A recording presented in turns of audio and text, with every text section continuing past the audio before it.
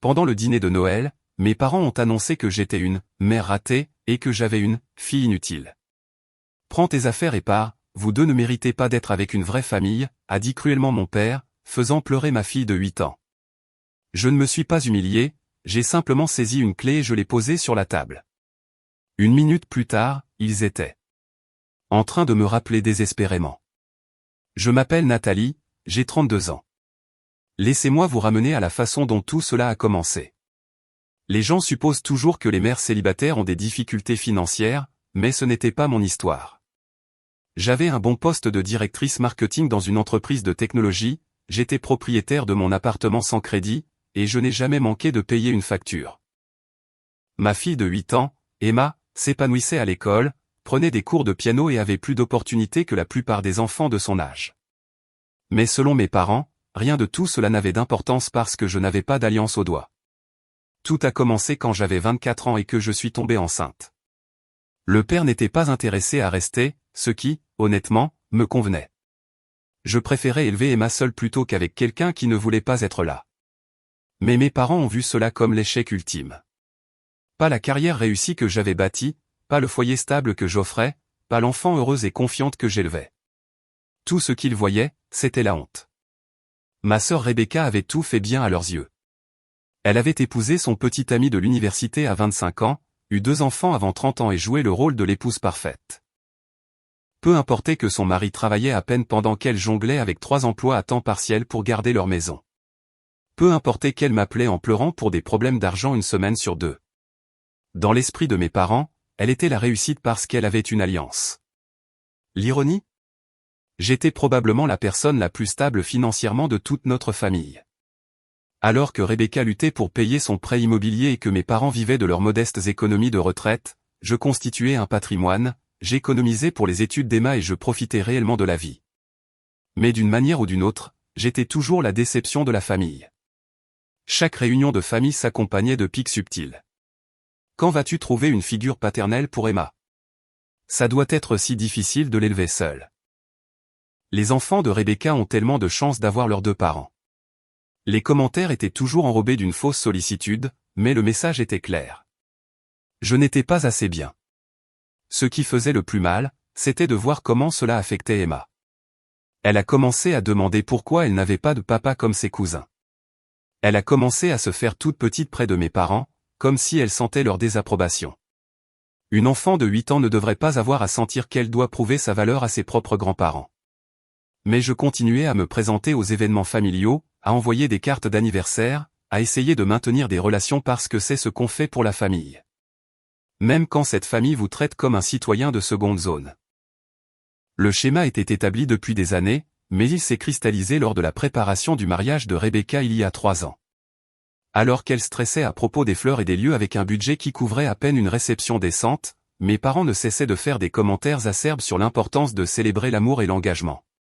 Pendant ce temps, pour l'anniversaire d'Emma, ils sont arrivés avec des jouets en solde et sont partis tôt.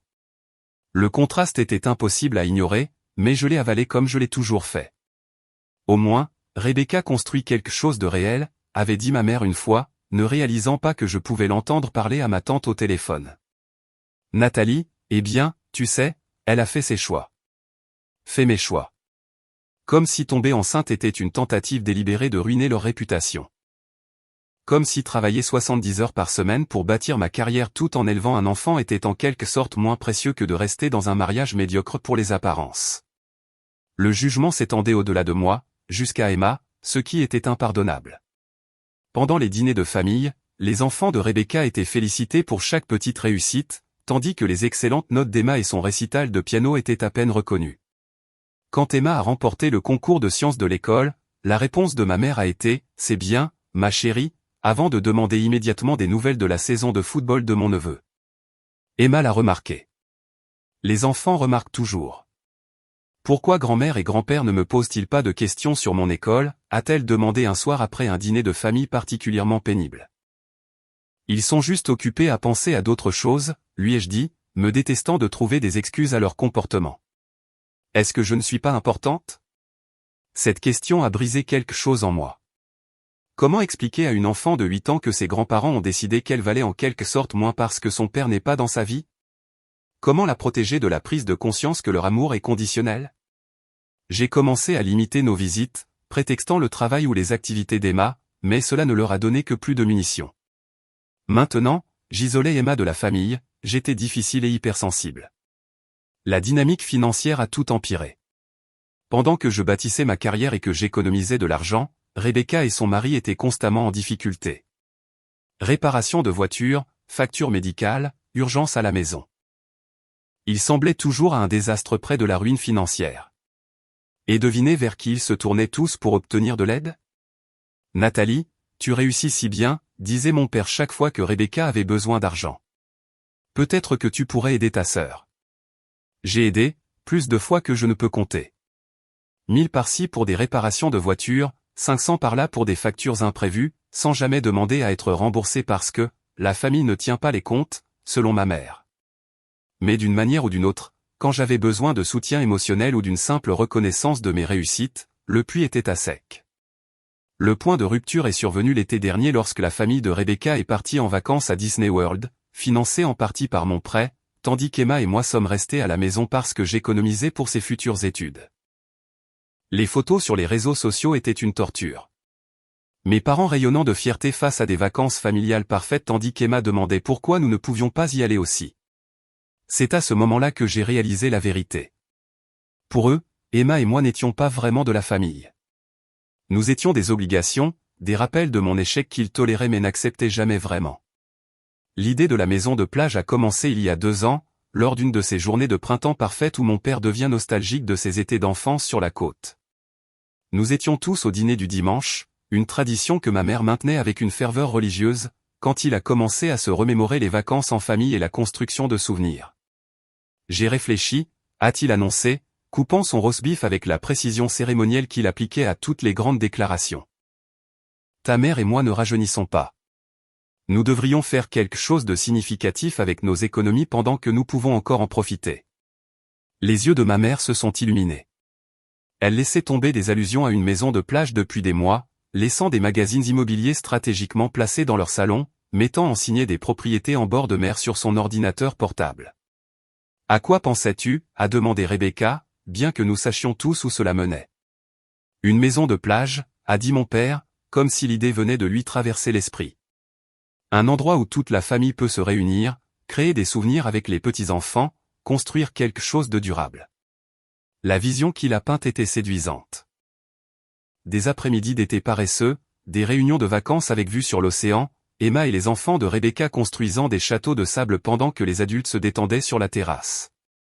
Un endroit où la famille pourrait se retrouver, où chaque vacances renforcerait nos liens. Ça a l'air merveilleux, ai-je dit, sincèrement excité. Où pensiez-vous? Ils avaient déjà fait leurs recherches. Bien sûr. Un cottage de 3 chambres à seulement 2 heures de la ville, assez proche pour des week-ends, mais assez loin pour se sentir comme une évasion. Le prix était substantiel, mais gérable s'ils puisaient dans leurs économies de retraite. Puis est venue la proposition. Le fait est, a dit ma mère avec précaution. Nous aimerions que ce soit plus grand que notre petit cottage, quelque chose que toute la famille pourrait vraiment utiliser et apprécier. Que veux-tu dire? A demandé Rebecca. Eh bien, a poursuivi mon père. Si nous nous y mettions tous ensemble, nous pourrions nous offrir quelque chose de vraiment spécial. Une maison plus grande, un meilleur emplacement, peut-être même au bord de l'eau. L'idée a rapidement pris de l'ampleur. Au lieu d'un modeste cottage, nous pourrions avoir une maison de 5 chambres avec un accès direct à la plage. Rebecca et moi contribuerions chacune à la compte et aux dépenses mensuelles, et en retour, nous aurions tous un accès égal au paradis familial. Pensez-y, a dit ma mère, sa voix chaleureuse d'une excitation sincère. Chaque Noël, chaque vacances d'été, chaque long week-end, nous pourrions tous être ensemble. Les petits-enfants auraient des souvenirs si incroyables. C'était attrayant, je devais l'admettre. Emma adorerait avoir une maison de plage à visiter. Et l'idée d'unité familiale était exactement ce dont j'avais envie. De plus, l'immobilier était un bon investissement. Même si la dynamique familiale était compliquée, l'aspect financier avait du sens. Comment ça marcherait exactement, ai-je demandé, toujours la pragmatique. Simple, a dit mon père. Nous mettons chacune 40 000 pour la compte et les frais de clôture. Ensuite, nous divisons le prêt hypothécaire mensuel, l'assurance et l'entretien en 3. Chacun reçoit son propre jeu de clés et un temps égal. Rebecca semblait hésitante. 40 000, c'est beaucoup. C'est un investissement, l'a assuré ma mère. Et pense à tout l'argent que nous économiserons sur les locations de vacances. Ça se rentabilisera tout seul. J'ai fait les calculs dans ma tête. 40 000 étaient significatifs, mais gérables avec mes économies. Les coûts mensuels seraient inférieurs à ce que je dépensais habituellement pour des week-ends avec Emma, et la promesse de temps régulier en famille valait presque n'importe quel prix. Je suis partante, ai-je dit. Rebecca semblait toujours incertaine, mais après quelques encouragements de nos parents et des promesses qu'ils aideraient si l'argent devenait un problème, elle a accepté. En un mois, nous avions trouvé l'endroit parfait. Une superbe maison de plage avec une vue panoramique sur l'océan, une terrasse enveloppante et un accès direct à une plage privée. Les papiers ont été signés, les clés distribuées, et tout le monde a reçu des copies de l'acte de propriété montrant nos parts égales. Debout sur cette terrasse pour la première fois, regardant Emma courir vers les vagues avec une joie pure, j'ai pensé que nous avions enfin trouvé notre voie pour être une vraie famille. Je n'avais aucune idée que je venais de m'acheter des années de chagrin. Le problème a commencé immédiatement, bien que je ne l'ai pas reconnu au début. Oh, nous prévoyons de passer les premiers week-ends à aménager la maison, a expliqué ma mère quand j'ai demandé si je pouvais amener Emma pour le week-end d'ouverture. Juste des choses de base comme l'agencement des meubles, trouver les meilleures épiceries, régler le Wi-Fi. Il vaut probablement mieux attendre que tout soit réglé. Cela avait du sens. Emménager dans un nouvel endroit nécessite toujours un temps d'adaptation, alors j'ai attendu. 2 semaines plus tard, nous travaillons encore sur quelques problèmes d'entretien. La balustrade de la terrasse doit être réparée, et il y a un problème avec une des portes de chambre. La sécurité d'abord, surtout avec des petits. Un autre retard, toujours raisonnable. 1 mois plus tard, la famille de Rebecca est là ce week-end pour régler des problèmes de plomberie. Ça pourrait être bruyant avec les entrepreneurs qui vont et viennent. J'ai commencé à remarquer un schéma. Chaque fois que je suggérais d'amener Emma pour une visite, il y avait toujours une raison pour laquelle ce week-end particulier ne fonctionnerait pas. Pendant ce temps, la voiture de mes parents et le SUV de Rebecca étaient régulièrement absents de leurs allées le vendredi après-midi. La première fois que je suis passé devant la maison de plage à l'improviste, me trouvant par hasard dans le coin après une réunion avec un client, les 2 voitures étaient dans l'allée. À travers les fenêtres, je pouvais voir les enfants de Rebecca jouer sur la terrasse pendant que les adultes se détendaient avec des boissons. Un moment de complicité familiale, mais pas avec ma partie de la famille. Quand j'ai appelé pour en savoir plus tard, l'explication de ma mère était légère. Oh, c'était un truc de dernière minute. Rebecca avait besoin de s'éloigner de la ville pour son stress, et nous avons pensé que ce serait bien pour les petits-enfants de découvrir l'océan. Nous t'aurions invité, mais nous savons à quel point tu es occupé par le travail. L'excuse était soigneusement conçue, assez vraie pour que je ne puisse pas argumenter sans paraître mesquine, mais assez mince pour que le message soit clair. Il préférait qu'Emma et moi ne soyons pas là. Les demandes financières ont commencé peu de temps après. Les impôts fonciers sont arrivés plus élevés que prévu, m'a informé mon père par email, accompagné d'une facture pour $800 supplémentaires. Juste cette fois pour se rattraper. Puis ce furent des réparations de toiture d'urgence après une tempête. Puis de nouveaux appareils électroménagers lorsque les anciens sont soudainement tombés en panne. Puis l'entretien du paysage qui ne pouvait pas attendre. Chaque demande était accompagnée d'excuses et de l'assurance que c'était temporaire, juste cette fois. Des circonstances imprévues. Mais Rebecca avait toujours des problèmes de trésorerie. Mes parents avaient un revenu fixe. Et d'une manière ou d'une autre, j'étais la seule à pouvoir couvrir ces dépenses urgentes. Le schéma s'est cristallisé pendant ce que j'ai commencé à appeler le grand mystère de la planification. Chaque fois que je demandais des dates spécifiques pour qu'Emma et moi utilisions la maison, on me disait que ces week-ends étaient déjà pris. Rebecca a déjà réservé ce week-end pour son anniversaire. Ton père et moi recevons le club de lecture ce samedi-là. Ces dates coïncidant avec les vacances scolaires des enfants. Mais quand je proposais d'autres week-ends, ils étaient en quelque sorte indisponibles aussi. Finalement, j'ai réalisé qu'on me gérait. Qu'on planifiait autour de moi plutôt qu'avec moi. La révélation est venue lorsque l'école d'Emma a eu une journée pédagogique, nous donnant un lundi de congé inattendu. J'ai appelé le dimanche soir pour leur dire que nous partirions le lendemain matin.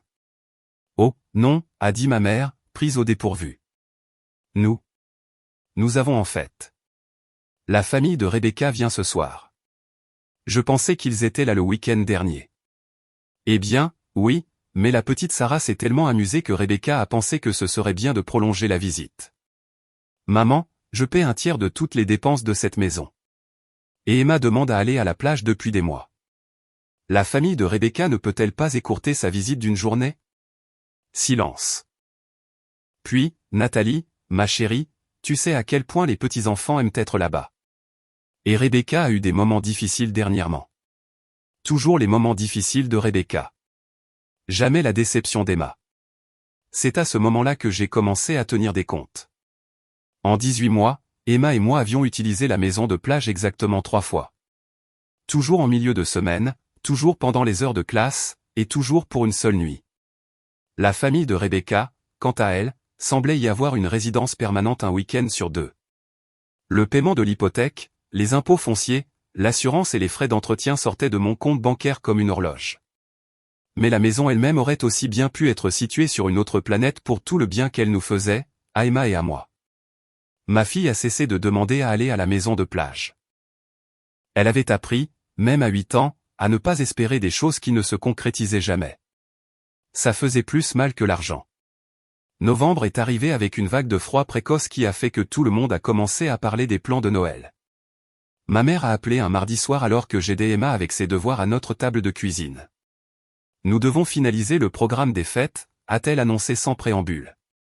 Ton père veut savoir si toi et Emma vous joindrez à nous pour le dîner du réveillon de Noël cette année. La question était chargée. L'année dernière, j'avais décliné le rassemblement du réveillon parce qu'Emma avait une gastro. L'année d'avant, nous étions partis tôt quand mon oncle avait fait des commentaires sur les foyers brisés produisant des enfants à problème. Nous serons là, ai-je dit. Parce que malgré tout, je continuais à espérer des moments de véritable connexion familiale. Merveilleux, a dit ma mère, sa voix se réchauffant. Rebecca apporte sa fameuse casserole de haricots verts, et ton père s'occupe de la dinde. Peut-être que tu pourrais apporter le dessert. J'ai accepté de faire le gâteau au chocolat préféré d'Emma, pensant que ce serait bien pour elle de partager quelque chose qu'elle aimait avec la famille. Et Nathalie, a ajouté ma mère nonchalamment, essaie de garder les choses légères cette année. Pas de discussion sur le travail, pas de complications. Ton père a été stressé dernièrement et Noël devrait être une question d'harmonie familiale. Complications.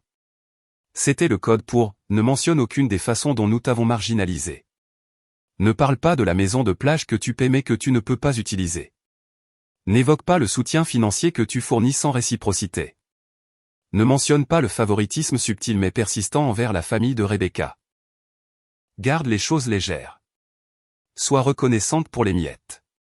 Les semaines suivantes ont apporté les tensions habituelles d'avant les fêtes. Rebecca a appelé 2 fois pour demander des conseils sur des cadeaux de Noël qu'elle ne pouvait pas se permettre. Mes parents ont envoyé à Emma une carte générique avec $20 à l'intérieur, le même montant qu'ils lui avaient donné à chaque anniversaire et fête depuis sa naissance, malgré l'inflation et le fait qu'elle grandissait.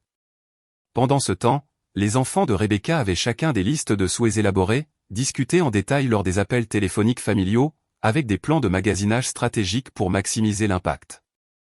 Sarah veut vraiment cette poupée American Girl, s'est extasiée ma mère lors d'une conversation. Rebecca l'a trouvée en solde, mais elle coûte encore près de $200. Je lui ai dit que nous couvririons la différence dans le cadre de leur cadeau de Noël. $200 pour un cadeau, alors qu'Emma recevait $20 dans une carte. Emma, Dieu la bénisse, ne s'est jamais plainte. Elle avait appris à gérer ses attentes vis-à-vis de ma famille, ce qui me brisait le cœur.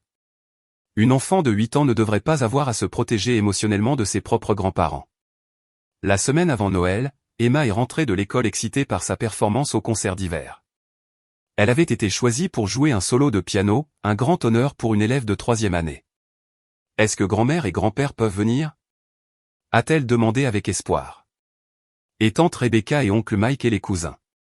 J'ai appelé ma mère ce soir-là. Emma a un récital de piano le 22 décembre. Elle adorerait que tout le monde vienne. Oh, c'est merveilleux, ma chérie, a dit ma mère. Mais le 22 décembre, c'est le jour où la famille de Rebecca va à la maison de plage pour leurs mini-vacances de Noël. Ils l'ont prévu il y a des mois.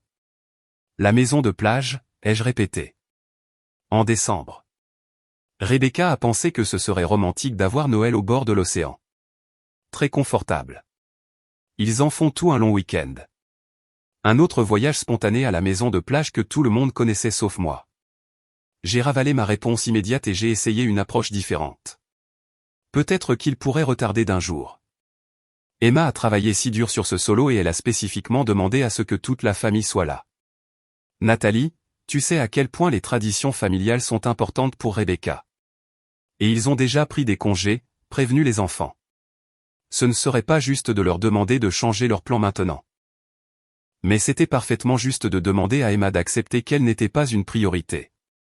Et si nous déplacions la visite de la maison de plage à un autre week-end? Je pourrais même contribuer davantage pour les frais de changement. Ma chérie, m'interrompit doucement ma mère. Tu sais à quel point ces choses deviennent compliquées quand trop de gens essaient de se coordonner. La famille de Rebecca a besoin de cette petite escapade. Emma comprendra. Emma comprendrait parce qu'Emma devait toujours comprendre. Parce qu'Emma était celle qui avait appris à attendre moins, à vouloir moins, à espérer moins.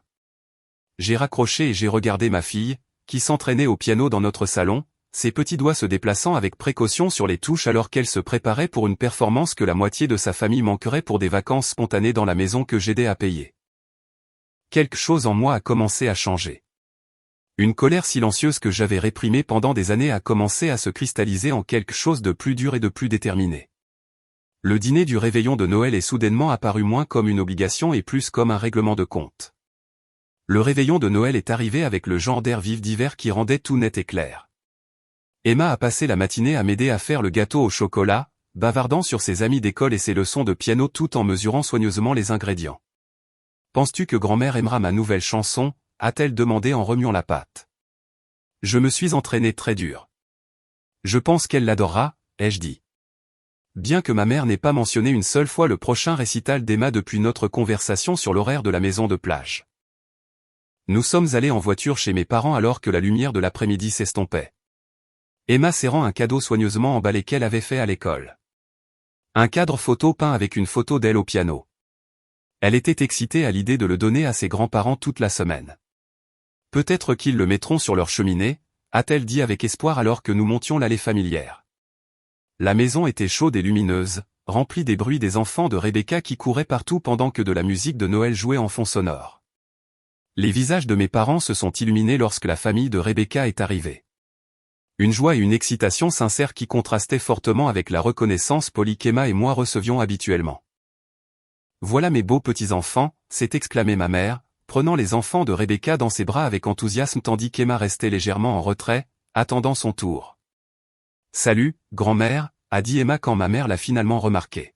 « Oh, bonjour, ma chérie » a répondu ma mère, lui offrant un bref câlin avant de se retourner immédiatement pour demander à Sarah, 7 ans, sa liste de souhaits de Noël. Le dîner s'est déroulé avec la dynamique habituelle. Les enfants de Rebecca ont dominé la conversation avec des histoires sur l'école et les amis. Chaque anecdote était accueillie avec une attention totale de la part de mes parents. Quand Emma a essayé de partager des nouvelles sur son récital de piano, elle a été rapidement interrompue par la description du match de championnat de football de mon neveu. « C'est merveilleux, ma chérie » a dit mon père à Emma quand il y a enfin eu une pause dans la conversation. « La musique, c'est bien, bien. » Ses mois de pratique et sa performance en solo à venir étaient bien. La vraie tension a commencé pendant le dessert lorsque ma mère a commencé à discuter des traditions des fêtes et des valeurs familiales. Noël a toujours été une question de réunir la famille, a-t-elle dit en coupant le gâteau au chocolat que j'avais fait.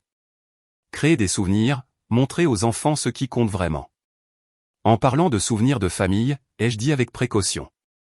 Je voulais mentionner à nouveau que le récital de piano d'Emma a lieu demain soir. Elle interprète un morceau en solo sur lequel elle travaille depuis des mois. La table est devenue silencieuse. Rebecca s'est agitée mal à l'aise pendant que mes parents échangeaient des regards. « Oh, c'est merveilleux, ma chérie » a dit ma mère avec un enthousiasme forcé. « Je suis sûr qu'elle s'en sortira à merveille. »« Voulez-vous venir » a demandé directement Emma, sa voix d'enfant de 8 ans traversant la gêne des adultes avec l'honnêteté typique de l'enfance. Une autre pause. Mon père s'est éclairci la gorge. « Eh bien, ma chérie, la famille de tante Rebecca fait un voyage de Noël spécial demain, et nous avons promis de les aider à se préparer. nous allons à la maison de plage, a annoncé Sarah avec enthousiasme. Maman dit que nous pouvons construire des châteaux de sable même en hiver. Le visage d'Emma s'est légèrement affaissé, mais elle s'est rapidement ressaisie. Ça a l'air amusant, a-t-elle dit poliment. Peut-être la prochaine fois, a ajouté faiblement ma mère. Il n'y aura pas de prochaine fois, ai-je dit doucement. C'était la première performance en solo d'Emma. La déclaration est restée en suspens dans l'air comme un défi. Rebecca a baissé les yeux sur son assiette pendant que mes parents luttaient pour trouver une réponse qui ne semblerait pas aussi méprisante que leurs actions. Nathalie, a dit mon père, sa voix portant le ton d'avertissement que je me souvenais de l'enfance. Ne rendons pas les choses difficiles. Je ne rends rien difficile. Je souligne simplement que ma fille de 8 ans se prépare depuis des mois pour quelque chose dont elle est fière, et que sa famille choisit un voyage de dernière minute à la plage à la place. Ce n'est pas de dernière minute, a protesté Rebecca. Nous planifions cela depuis des semaines. C'est drôle comme je n'en ai jamais entendu parler avant que le récital d'Emma ne soit déjà programmé. La façade de la joie des fêtes se fissurait, révélant les tensions sous-jacentes que nous faisions tous semblant d'ignorer. Mes parents semblaient mal à l'aise, Rebecca était sur la défensive, et Emma commençait à réaliser que ce n'était pas un désaccord familial typique. Peut-être devrions-nous parler d'autre chose, a suggéré vivement ma mère. Mais j'en avais fini de parler d'autre chose. Fini de faire semblant que tout allait bien. Fini de protéger les sentiments de tout le monde au détriment de la dignité de ma fille. En fait, ai-je dit en posant ma fourchette. Je pense que nous devrions parler exactement de ça. La température dans la pièce a semblé chuter de plusieurs degrés. Tout le monde pouvait sentir que nous avions franchi une ligne invisible, passant d'un dîner de famille poli à quelque chose de beaucoup plus dangereux. La mâchoire de mon père s'est crispée. Rebecca a attrapé son verre de vin. Emma regardait les adultes avec la lassitude alerte d'un enfant qui avait appris à lire l'attention. Et pour la première fois depuis des années, je me sentais complètement, absolument prête pour tout ce qui allait se passer. En fait, ai-je dit en posant ma fourchette. Je pense que nous devrions parler exactement de ça. Le silence s'est étiré comme un fil tendu.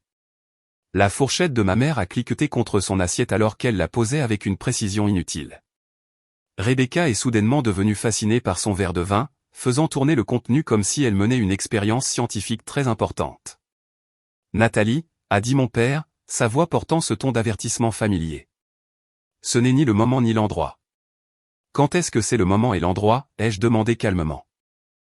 Quand serait-il approprié de discuter de la raison pour laquelle ma fille reçoit $20 dans une carte générique alors que les enfants de Rebecca en reçoivent 2 cents? Quand pouvons-nous parler de la raison pour laquelle je paie pour une maison de plage que je ne peux pas utiliser? Quand exactement puis-je mentionner que le récital de piano d'Emma a apparemment moins d'importance qu'un voyage de vacances spontané? Emma m'a regardé avec de grands yeux. Elle n'avait pas l'habitude de m'entendre parler comme ça. Aucun d'entre eux. Nous n'avons jamais dit que le récital d'Emma n'avait pas d'importance, a protesté ma mère. Mais sa voix manquait de conviction. Vous n'aviez pas besoin de le dire. Vos actions l'ont dit haut et fort. Je me suis tourné vers Emma, qui était assise très immobile à côté de moi. Emma, ma chérie, quand a lieu ton récital? Demain à 19h, a-t-elle dit doucement. Et à quelle heure partez-vous pour la maison de plage, ai-je demandé à Rebecca. Rebecca s'est agitée mal à l'aise. Nous prévoyions de partir vers midi pour éviter les embouteillages. Donc, vous pourriez absolument assister à un récital de 19h et avoir quand même vos vacances à la plage. Vous choisissez de ne pas le faire. Ce n'est pas si simple, est intervenu mon père. La famille de Rebecca planifie ce voyage depuis des semaines. Je sais, vous l'avez mentionné. Ce que je ne comprends pas, c'est comment toute la famille était au courant sauf la personne qui paie pour la maison. La pièce semblait soudain plus petite, les décorations de Noël semblant presque moqueuses dans leur joyeuse luminosité. Les enfants de Rebecca avaient cessé de bavarder et regardaient les adultes avec des expressions confuses. Peut-être devrions-nous discuter de cela en privé, a suggéré ma mère, jetant un regard significatif aux enfants. Pourquoi? Pour que vous puissiez à nouveau rejeter mes préoccupations sans témoin.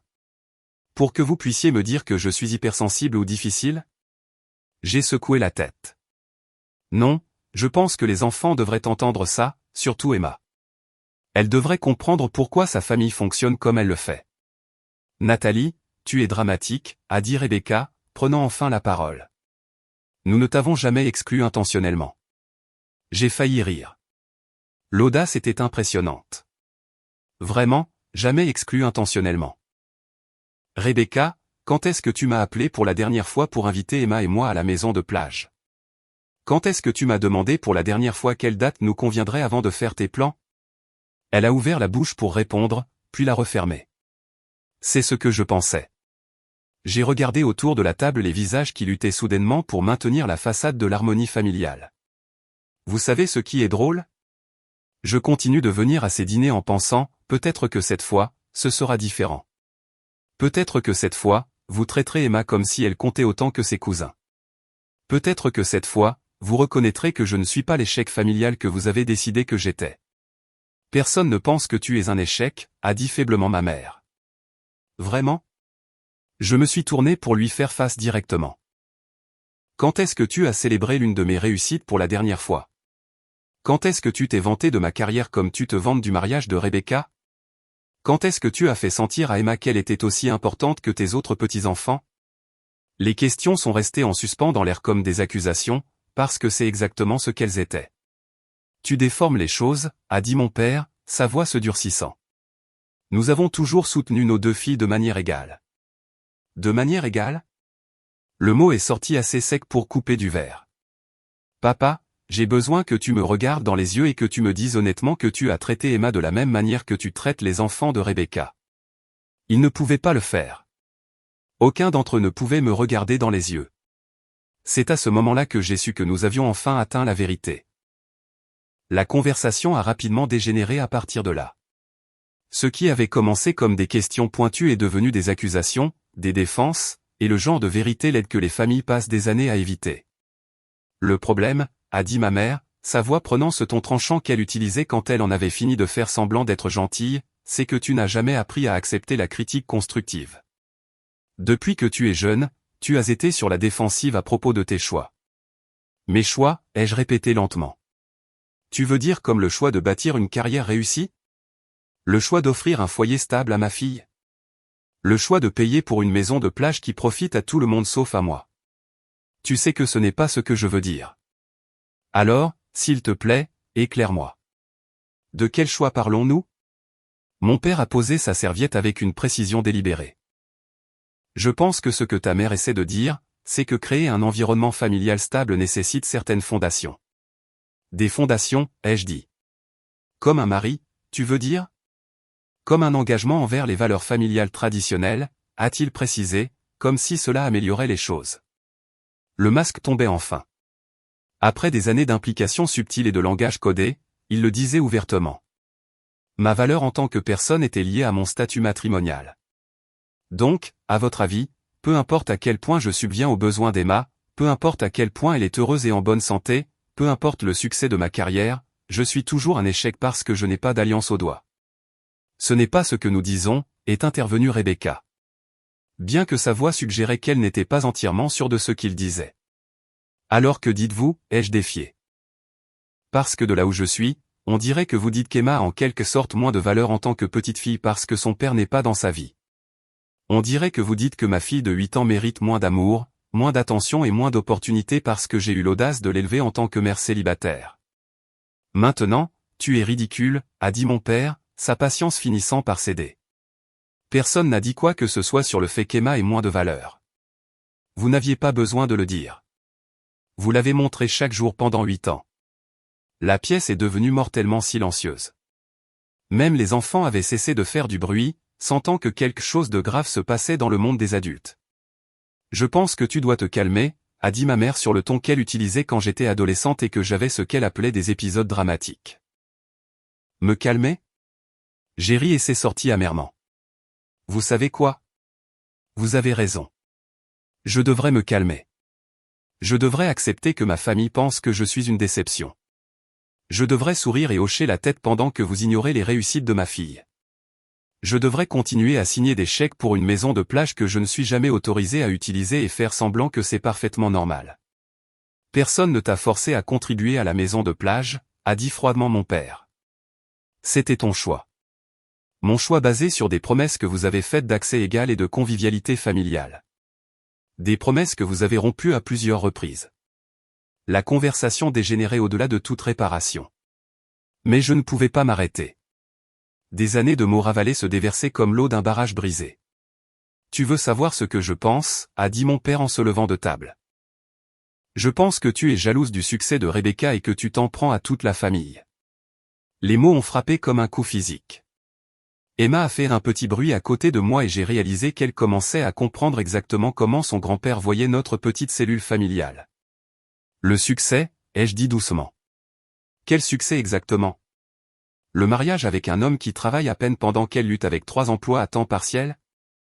La crise financière constante qui devient en quelque sorte ma responsabilité? Les enfants qui se noient dans les dettes parce que leurs parents ne savent pas gérer l'argent? Au moins, elle construit quelque chose de réel, a sèchement répliqué ma mère. Au moins, elle offre à ses enfants une structure familiale appropriée. Et voilà. La vérité qu'ils avaient contournée pendant 8 ans. Une structure familiale appropriée, ai-je répété.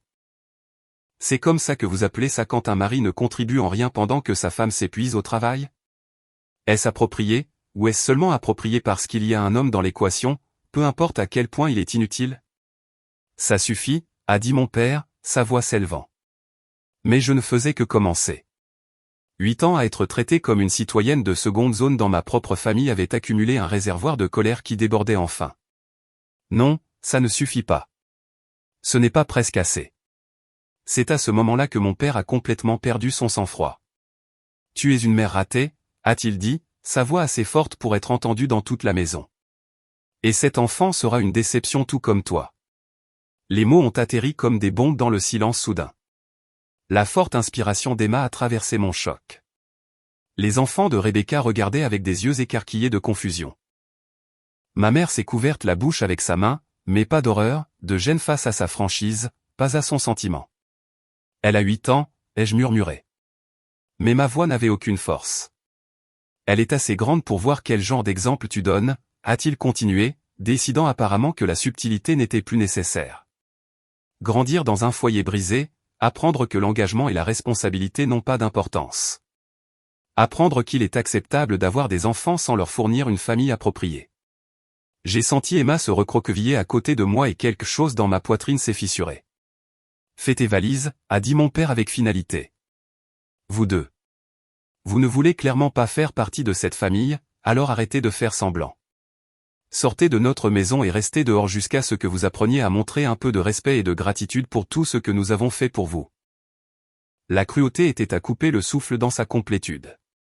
Non seulement il me rejetait, mais il rejetait une enfant innocente de 8 ans dont le seul crime était d'être née d'une mère célibataire. Prends tes affaires et pars, a-t-il dit avec une finalité glaciale.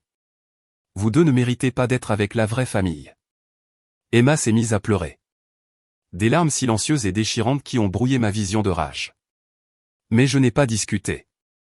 Je n'ai pas supplié. Je n'ai pas essayé de négocier, d'expliquer ou de me défendre. Au lieu de cela, j'ai mis la main dans ma poche. Ma main était stable lorsque j'ai sorti la clé, complètement stable, ce qui m'a surprise étant donné le tremblement de terre qui se produisait à l'intérieur de ma poitrine. La clé était petite et en laiton, attachée à un simple porte-clés avec un petit charme en forme d'encre que j'avais trouvé mignon lorsque nous avions eu la maison de plage. Je l'ai posée sur la table avec un léger clic, juste au centre où tout le monde pouvait la voir. La salle à manger est devenue complètement silencieuse, à l'exception des reniflements discrets d'Emma et du tic-tac de l'horloge de grand-mère de ma mère dans le couloir. Tout le monde a regardé la clé comme s'il s'agissait d'un objet exotique qu'il n'avait jamais vu auparavant. Quoi, a commencé à dire ma mère, puis s'est arrêtée. Je n'ai pas expliqué. Je n'ai pas annoncé ce que je faisais ni prononcé un discours dramatique sur l'indépendance et la dignité. Je me suis simplement levé, j'ai lissé ma robe et j'ai tendu la main à Emma. Allez, ma chérie, ai-je dit doucement. Rentrons à la maison. Emma a essuyé ses yeux avec le dos de sa main et a glissé ses petits doigts dans les miens. Elle tenait toujours le cadeau emballé qu'elle avait fait pour ses grands-parents, le cadre photo peint avec sa photo au piano qu'ils ne verraient jamais maintenant. Alors que nous marchions vers la porte, j'entendais le murmure confus de voix derrière nous. C'était quoi, ça, a demandé Rebecca. Je ne sais pas, a répondu ma mère, bien qu'il y ait une incertitude grandissante dans sa voix. Une sorte de geste dramatique, je suppose. Mon père n'a rien dit. Nous sommes arrivés à la porte d'entrée avant que ma mère ne nous appelle. Nathalie, ne sois pas ridicule. Reviens et nous en parlerons comme des adultes. J'ai fait une pause, la main sur la poignée de porte. Et pendant un instant, j'ai envisagé de faire demi-tour. Les vieilles habitudes ont la vie dure. Et j'avais passé 32 ans à essayer d'apaiser les conflits familiaux et de garder tout le monde heureux. Mais ensuite, j'ai regardé Emma, qui tenait toujours ce cadeau soigneusement emballé. Et j'ai réalisé quelque chose d'important. Partir, ce n'était pas abandonner la famille. C'était choisir la famille qui comptait le plus. J'ai ouvert la porte sans regarder en arrière. L'air froid nous a frappés comme une gifle, mais il semblait plus pur en quelque sorte. Honnête. Emma et moi avons marché jusqu'à la voiture en silence, nos pas crissant sur la légère couche de neige qui avait commencé à tomber pendant que nous étions à l'intérieur. Alors que j'attachais Emma dans son rehausseur, elle m'a regardé avec des yeux rougis. Maman, c'était pourquoi, la clé? C'était pour la maison de plage, mon bébé. Est-ce qu'on ne va plus à la maison de plage? J'ai glissé une mèche de cheveux derrière son oreille, m'émerveillant de la façon dont une question aussi simple pouvait contenir tant de chagrin et d'espoir à la fois. Non, ma chérie, nous n'y allons plus. Elle a hoché la tête solennellement, traitant cette information avec la résilience que les enfants de 8 ans possèdent d'une manière ou d'une autre. Est-ce que tu viendras à mon récital de piano demain, a-t-elle demandé. La question a failli me briser. Après tout ce qui venait de se passer, elle s'inquiétait toujours de savoir si elle aurait quelqu'un dans le public qui se souciait de ses réussites. Même des chevaux sauvages ne pourraient pas m'en empêcher, ai-je promis en démarrant la voiture. En sortant de l'allée, j'ai vu du mouvement à la fenêtre de devant. Ma famille essayait probablement de comprendre ce qu'avait signifié mon petit geste dramatique. Dans environ 30 minutes, lorsque mon père essaierait de faire le prochain chèque pour l'hypothèque de la maison de plage, il comprendrait. Mon téléphone a commencé à sonner avant que nous ayons fait 2 pâtés de maison. Mes gens avaient fini de prendre leurs appels. La sonnerie n'a pas cessé. Elle a commencé alors qu'Emma et moi rentrions en voiture sous la légère neige, le nom de contact de ma mère illuminant l'écran du tableau de bord encore et encore. J'ai laissé aller à la messagerie vocale. Puis elle a recommencé. Le temps que nous arrivions dans notre allée, j'avais reçu 6 appels de ma mère, 3 de Rebecca et 2 de mon père, un homme qui considérait habituellement m'appeler comme un dernier recours. Maman, ton téléphone n'arrête pas de vibrer, a observé Emma alors que nous montions à notre appartement. Je sais, mon bébé. Certaines personnes ont du mal à accepter qu'elles ne peuvent pas nous joindre en ce moment. À l'intérieur de notre salon chaleureux et paisible, j'ai aidé Emma à enlever sa robe de Noël et à enfiler un pyjama confortable. Elle était épuisée par les montagnes russes émotionnelles de la soirée, mais elle avait encore des questions. Est-ce que grand-mère et grand-père sont en colère contre nous? Je me suis assise sur son lit, choisissant mes mots avec soin. Grand-mère et grand-père sont en colère contre eux-mêmes, même s'ils ne le réalisent pas encore. Parfois, quand les gens savent qu'ils ont fait quelque chose de mal, ils se mettent en colère au lieu d'être tristes. Est-ce qu'on a fait quelque chose de mal? Non, ma chérie. Nous n'avons rien fait de mal. Nous avons juste cessé d'accepter d'être maltraités. Elle a semblé satisfaite de cette explication et s'est endormie, serrant son lapin en peluche préféré. En bas, mon téléphone continuait son bourdonnement incessant. Les messages vocaux s'accumulaient, mais je n'étais pas encore prête à les écouter. Au lieu de cela, je me suis fait une tasse de thé et je me suis assise à ma table de cuisine, regardant les cartes de Noël qu'Emma et moi avions faites ensemble plus tôt dans la semaine. Des cartes pour les grands-parents qui venaient de nous mettre à la porte de leur maison. L'ironie aurait été drôle si elle n'avait pas été si déchirante. À 22h47, mon téléphone fixe a sonné. J'avais oublié que mes parents avaient même ce numéro, mais apparemment ma mère l'avait gardé pour les urgences. Nathalie, Dieu merci, a-t-elle dit quand j'ai décroché. On essaie de te joindre depuis des heures. Je sais. Je vous ai laissé essayer. C'est ridicule. Tu ne peux pas simplement quitter un dîner de famille en claquant la porte et nous ignorer. C'était quoi cette histoire avec la clé? J'entendais des voix en arrière-plan. Rebecca et mon père ayant ce qui ressemblait à une conversation de plus en plus paniquée. La clé était pour la maison de plage, ai-je dit simplement. Je ne comprends pas. Quoi, la maison de plage? La prise de conscience est venue lentement. Je pouvais littéralement entendre le moment où ça a fait tilt. Nathalie. La voix de ma mère a changé, devenant plus prudente. Tu ne suggères pas, tu ne peux pas penser à, je ne pense à rien. Je l'ai déjà fait. J'ai annulé l'autorisation de prélèvement automatique il y a environ 1 heure. Silence à l'autre bout, puis une conversation étouffée alors que ma mère relayait apparemment cette information aux autres. Mais tu ne peux pas faire ça, a-t-elle balbutié quand elle est revenue au téléphone. Nous avions toutes convenu de partager les dépenses. C'est un investissement familial. Familial, ai-je répété. Vous venez de me dire que je ne suis pas de la famille. Vous avez dit à Emma qu'elle ne méritait pas d'être avec la vraie famille. Vous vous souvenez? C'était il y a environ 20 minutes. Ton père était en colère. Il ne pensait pas ces choses. Quelles choses ne pensait-il pas? Que je suis une mère ratée? Que Emma sera une déception? Que nous devrions faire nos valises et partir? J'ai besoin de clarifications sur les parties qui étaient des mensonges pour savoir comment répondre. Plus de conversations en arrière-plan. Plus de chuchotements urgents. Nathalie, s'il te plaît. Prenons tous un peu de recul et discutons de cela rationnellement. Pourquoi ne reviens-tu pas demain et nous réglerons tout? Je ne reviens pas et je ne règle rien. J'ai passé 8 ans à essayer de régler les choses pendant que vous me faisiez clairement comprendre qu'Emma et moi étions des membres secondaires de cette famille. J'en ai fini. Et la maison? Tu ne peux pas simplement abandonner tes responsabilités financières. La maison. Bien sûr, c'est ce qui l'inquiétait. Je peux et je le fais. Vous me voulez hors de la famille? Très bien. Je suis dehors. Mais je ne vais pas continuer à payer pour des privilèges dont je ne suis pas autorisé à profiter. Mais le paiement de l'hypothèque est dû la semaine prochaine. Alors je vous suggère de trouver comment le couvrir. Vous trois avez réussi à coordonner les horaires de la maison de plage sans moi pendant 2 ans. Je suis sûr que vous pouvez coordonner les paiements aussi. J'ai raccroché avant qu'elle ne puisse répondre. Le téléphone a sonné à nouveau immédiatement, mais je l'ai débranché du mur. Mon téléphone portable a continué à vibrer pendant 1 autre heure avant de finalement se taire. J'imaginais la conversation qui se déroulait chez mes parents alors qu'ils réalisaient toute l'étendue de ce que mon petit geste leur avait coûté. Pas seulement le paiement immédiat de l'hypothèque, mais les dépenses mensuelles continues, les impôts fonciers, l'assurance, les frais d'entretien, toutes les factures qui avaient discrètement disparu de leur vie parce que je les gérais. Pour la première fois depuis des mois, j'ai dormi profondément. Le lendemain matin a apporté une nouvelle série d'appels frénétiques. Mais cette fois, le ton était différent. Fini la colère indignée de la veille. Maintenant, il y avait du désespoir. Rebecca a appelé la première, la voix tendue par une panique à peine contrôlée. Nathalie, je sais que tu es en colère à propos d'hier soir, mais nous devons parler de la situation de la maison de plage. Mike et moi ne pouvons pas couvrir ta part de l'hypothèque. Nous arrivons à peine à faire nos propres paiements. Je l'ai laissé parler à ma messagerie vocale.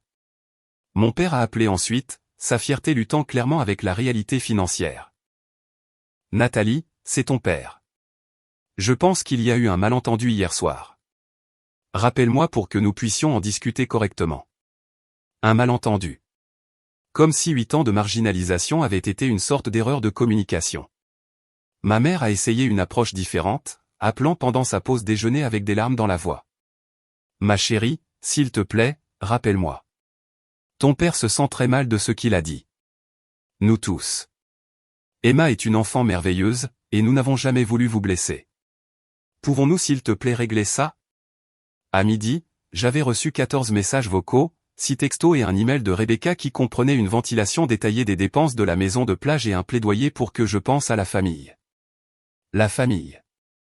La même famille qui m'avait exclu de la prise de décision, de la planification des vacances et du respect de base pendant 2 ans. Le récital de piano d'Emma avait lieu ce soir-là, et j'ai passé l'après-midi à l'aider à se préparer.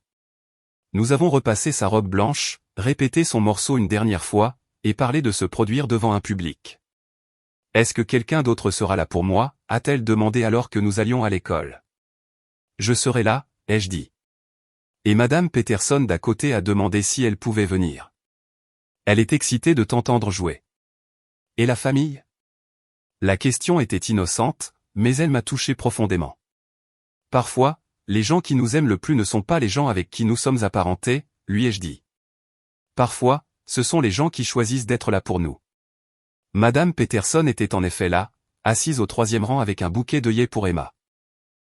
Elle a applaudi avec enthousiasme après la performance impeccable d'Emma, et elle a pris des photos avec mon téléphone pour qu'Emma ait des souvenirs de son grand moment. En rentrant à la maison après, Emma rayonnait de fierté et d'accomplissement. Pour la première fois depuis des années, elle avait eu un moment spécial qui n'était pas éclipsé par un drame familial ou des priorités concurrentes. C'était la meilleure journée, a-t-elle annoncé depuis son rehausseur. Vraiment, ai-je convenu. Mon téléphone avait vibré tout au long du récital, mais je l'avais gardé en silencieux. Quand je l'ai finalement vérifié à la maison, j'ai trouvé des messages de plus en plus désespérés de ma famille. Le paiement de l'hypothèque était dû ce matin-là. Le paiement automatique que j'avais annulé les a laissés se démener pour couvrir près de $3000 à la dernière minute. Ils avaient réussi à rassembler assez pour éviter les frais de retard, mais la réalité de leur nouvelle situation financière semblait s'installer. Le dernier texto de Rebecca de la journée était le plus révélateur. Maman et papa parlent de vendre la maison de plage. Ils ne peuvent pas se permettre les paiements sans ta contribution. S'il te plaît, rappelle-nous. On peut arranger ça. J'ai éteint mon téléphone et j'ai aidé Emma avec son bain, l'écoutant bavarder sur les autres enfants du récital et ses projets pour les vacances d'hiver. Pour la première fois depuis des années, ces projets ne concerneraient que nous. Aucune obligation envers une famille qui ne nous valorisait pas. Aucun stress financier à soutenir des gens qui prenaient ma générosité pour acquise. Aucune marche sur des œufs autour de parents qui considéraient Emma comme moins digne d'amour. Juste la paix. Les jours suivants ont apporté d'autres tentatives frénétiques de contact. Mais le désespoir dans leur voix était de plus en plus mêlé de ressentiment. Ils me voulaient de retour, mais seulement pour résoudre leurs problèmes financiers. Pas parce que je leur manquais, à moi ou à Emma. Pas parce qu'ils réalisaient à quel point ils nous avaient maltraités. Parce qu'ils avaient besoin de mon argent. Une semaine après Noël, ma mère a laissé son message vocal le plus honnête à ce jour. Nathalie, je ne comprends pas pourquoi tu es si têtue à ce sujet. Oui, les choses se sont envenimées le soir de Noël, mais c'est punir toute la famille pour une dispute. Ton père et moi ne pouvons pas nous permettre ces paiements de maison avec notre revenu de retraite, et Rebecca peut à peine gérer ses propres factures. Nous avons besoin que tu reviennes à l'arrangement. Cela affecte tout le monde, pas seulement toi. Elle avait raison sur un point. Cela affectait tout le monde. Mais pour la première fois en 8 ans, cela m'affectait de manière positive. 3 mois plus tard, le printemps est arrivé tôt. Emma et moi avons passé notre samedi matin à planter des fleurs dans le petit jardin derrière notre immeuble. Quelque chose que nous n'avions jamais eu le temps de faire lorsque nous gérions constamment les obligations familiales et les visites à la maison de plage qui ne se concrétisaient jamais. « Maman, regarde » a crié Emma, montrant une minuscule pousse verte sortant de la terre. Quelque chose pousse. Quelque chose poussait en effet. Emma s'était épanouie dans les mois qui ont suivi notre retrait de la dynamique toxique de ma famille. Son professeur de piano a mentionné à quel point elle semblait plus confiante pendant les leçons. Ses notes s'étaient améliorées. Elle riait plus facilement et s'inquiétait moins de dire la mauvaise chose. Les enfants sont résilients, mais ils sont aussi perspicaces. Emma avait absorbé des années de tension et d'incertitude sans même s'en rendre compte. Maintenant que nous nous étions retirés de cet environnement, elle s'épanouissait d'une manière que je n'avais pas prévue. Mon téléphone sonnait encore occasionnellement avec des appels de ma famille, mais la fréquence avait diminué à mesure qu'ils s'adaptaient à leur nouvelle réalité. La maison de plage avait été vendue dans les 6 semaines suivant mon départ de leur arrangement financier. Mes parents avaient déménagé dans un petit appartement, et la famille de Rebecca avait emménagé temporairement avec eux pendant qu'ils réglaient leur propre situation de logement. Toute la fiction élaborée de l'unité familiale et des rêves de maison de plage s'était effondrée remarquablement vite une fois que j'ai cessé de la subventionner. Le développement le plus surprenant est survenu fin mars lorsque ma mère a appelé avec de vraies excuses. « Je suis allée en thérapie », a-t-elle dit lors d'une conversation qui a duré près d'1 heure, parlant de la dynamique familiale et des schémas. Mon thérapeute m'a aidé à comprendre que je vous ai traité, toi et Emma, injustement. C'était un progrès, bien que je sois restée prudente quant aux motivations derrière cela. Je ne peux pas parler pour ton père ou Rebecca, a-t-elle continué. Mais je veux que tu saches que je vois maintenant à quel point nous nous sommes trompés sur tant de choses. Qu'est-ce que tu vois spécifiquement, ai-je demandé, sincèrement curieuse. Que nous avons puni Emma pour des circonstances indépendantes de sa volonté. Que nous avons pris ton soutien financier pour acquis tout en te traitant comme un membre de la famille de seconde zone. Que nous nous sommes convaincus que tu avais en quelque sorte moins de succès parce que tu n'étais pas marié. Alors qu'en vérité, tu avais probablement plus de succès que n'importe lequel d'entre nous. La reconnaissance était significative, même si elle arrivait des mois trop tard. Où allons-nous à partir d'ici? A-t-elle demandé. Je ne sais pas, ai-je répondu honnêtement. Emma et moi avons construit une belle vie sans le stress constant d'essayer de prouver notre valeur à des gens qui auraient dû nous aimer inconditionnellement. Je ne suis pas sûr que nous soyons prêtes à risquer cette paix. Elle a compris, ou a dit qu'elle comprenait. Emma et moi avons développé de nouvelles traditions ce printemps-là. Jardinage le samedi matin, balade à vélo le dimanche après-midi, pratique du piano qui semblait joyeuse au lieu de stressante, dîner où la conversation coulait naturellement au lieu de naviguer sur des champs de mines cachés de politique familiale. J'ai aussi recommencé à sortir avec des gens, quelque chose que j'avais évité en faisant face au jugement de ma famille sur mes choix relationnels. Emma a rencontré David, un homme gentil et stable qui la traitait avec le même respect qu'il me montrait. Il a assisté à son concert de printemps, l'a aidé avec ses devoirs et ne lui a jamais fait sentir qu'elle devait gagner son attention. « Est-ce que David va être mon nouveau papa ?» a demandé Emma un soir après son départ du dîner. « Je ne sais pas ce qui va se passer avec David et moi, » ai-je dit. « Mais je sais que quiconque entrera dans nos vies te traitera comme la personne incroyable que tu es dès le premier jour. Pas besoin de le mériter, pas besoin de te prouver, juste de l'amour et du respect parce que tu le mérites. » Elle a semblé satisfaite de cette réponse. À l'approche de l'été, Emma a demandé si nous pouvions planifier des vacances. « Où aimerais-tu aller ?» ai-je demandé. « Quelque part avec une plage, » a-t-elle dit, puis a fait une pause. « Mais pas la maison de plage. Quelque part qui soit juste à nous. » Nous avons fini par louer un cottage dans le Maine pendant une semaine. Emma a construit des châteaux de sable sans se soucier d'impressionner qui que ce soit. J'ai lu des livres et regardé des couchers de soleil sans calculer les paiements d'hypothèque ni gérer la dynamique familiale. Nous étions des touristes dans nos propres vies, découvrant ce que c'était que la paix. Lors de notre dernière soirée là-bas, alors qu'Emma jouait dans les vagues et que je la regardais depuis notre terrasse privée, j'ai pensé à la clé que j'avais posée sur cette table de dîner de Noël. Un si petit geste qui avait tout changé. Je pensais que je m'éloignais simplement d'une situation toxique. Ce que j'avais réellement fait, c'était de marcher vers la vie qu'Emma et moi méritions. Une vie où notre valeur n'était pas constamment remise en question, où l'amour n'était pas assorti de conditions, et où la famille signifiait quelque chose de beau au lieu de quelque chose de douloureux. Parfois, la chose la plus courageuse que vous puissiez faire est d'arrêter de vous battre pour des gens qui ne vous ont jamais valorisé en premier lieu. Parfois, s'éloigner est le seul moyen de trouver son chemin vers la maison. Emma est revenue de l'eau en courant, sablonneuse et rayonnante de joie. « Ce sont les meilleures vacances de tous les temps », a-t-elle annoncé en me jetant les bras autour du cou. Vraiment, ai-je convenu, pensant chaque mot. Nous étions enfin libres, et cette liberté ressemblait exactement à un retour à la maison. Si cette histoire a résonné en vous, assurez-vous de liker et de vous abonner pour plus d'histoires sur la recherche de la force dans des situations familiales difficiles. Que choisiriez-vous? Le confort de ce qui est familier ou la promesse de ce qui pourrait être?